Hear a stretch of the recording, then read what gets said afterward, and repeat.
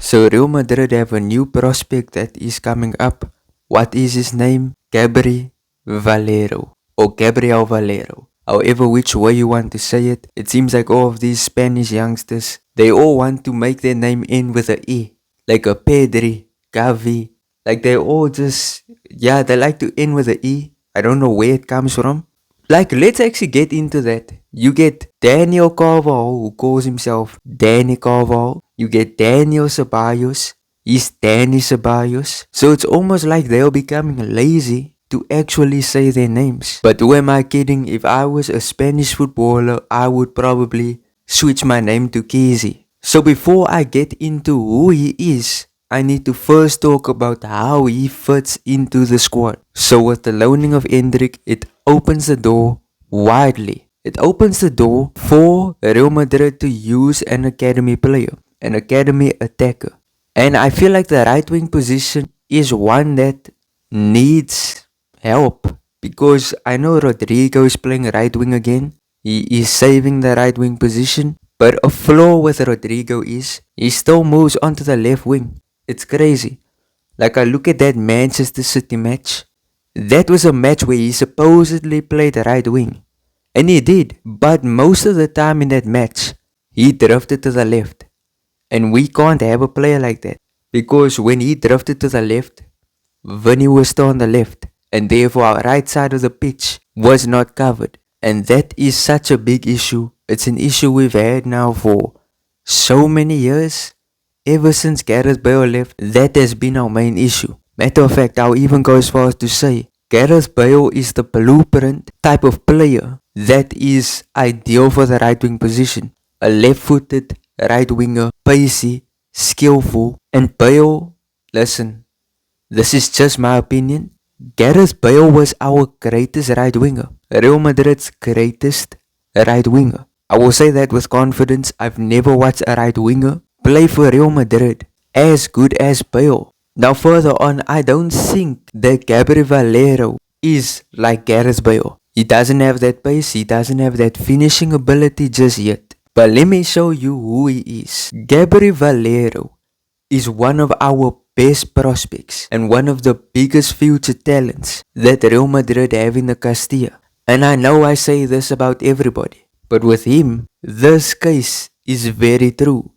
When I watch him for the academy, he's not in the Castilla, but he's in the lower parts of the academy. Every clip I see of him is an insane clip. Like he reminds me of Vinny Jr. He's like a right winger, left-footed Vinicius Jr. Like the Vinicius Jr. before he came to Real Madrid, when he was still super young, almost identical. His skills are very unorthodox. He can shake up a defense.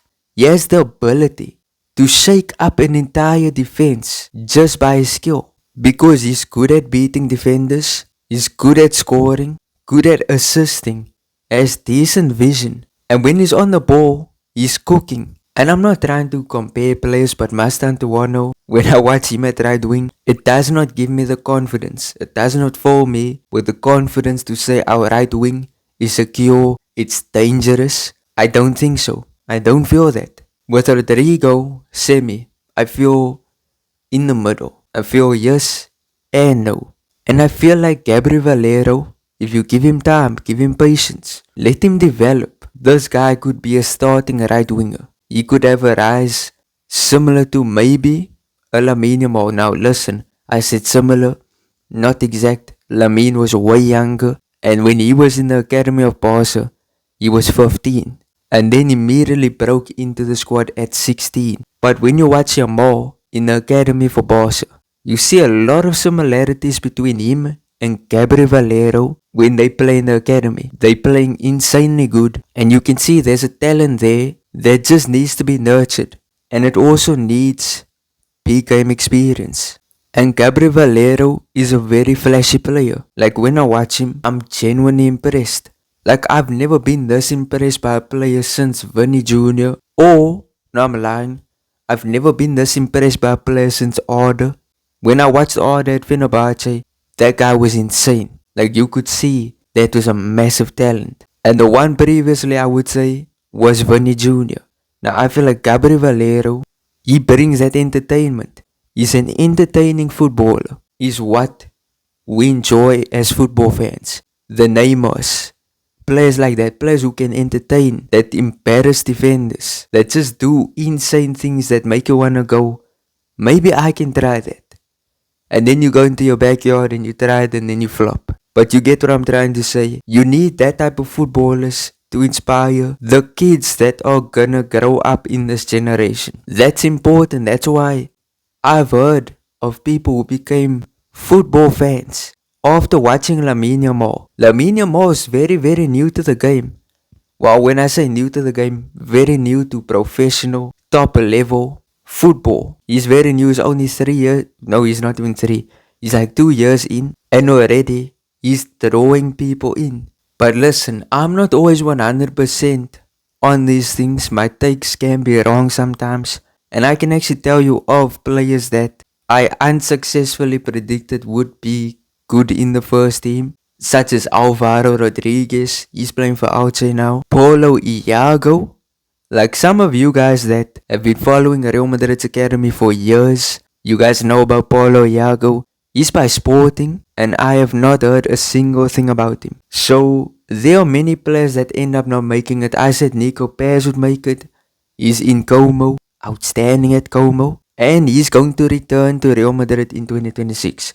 It's practically confirmed. And then there are many others, Chema Andres, Jacobo Ramon, list goes on. But I think a criticism that someone can give Valero is that maybe he's a one-trick pony. Similar to Vinny, one-trick pony, can only play left wing, can only do things at left wing. Of course, Vinny has improved his game. He can play striker even. And he's still improving in that area. Like in Brazil, he plays striker. So for Valero to truly shine from the entire pack, he's gonna have to be a bit more versatile. Because let's be honest, that is the way football is going. Everybody has to have more. They need to be more versatile. That's why you see players like Bellingham, Valverde, players like them succeed. Because football is not anymore about one position players.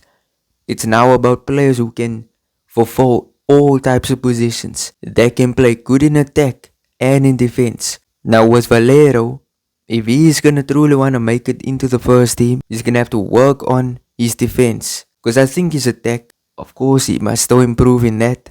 But he's showing some very good promise. But as his game goes forward, he's gonna have to become good in the defense. That is something we're seeing many top class footballers have to work on. Vinny Jr. had to work on it. Mbappe, in the big year of 2025, he was 26. He's 27 now. This guy only learned about pressing. Boy, he never learned about pressing only now. He learned about it many years ago, obviously. But he's only implemented it into his game in the big 2025. But yes, it's evolving. Do I like it? I don't necessarily like it. I will always say football was very entertaining when you had players who were designed for their position and doing well in their position. Like you would get Jordi Alba, he will play left back and he would not play any other position. Nowadays you get Valverde, he plays centre mid, then he'll play right back, right wing, and the game has just changed so much. You don't get players anymore who's just dedicated to one position. And you know what also truly makes me trust in this youngster a bit more is that even Marcelo has propped him up. Even Marcelo has called him a good talent and a future star. If Marcelo is saying this about you, then it's a big deal.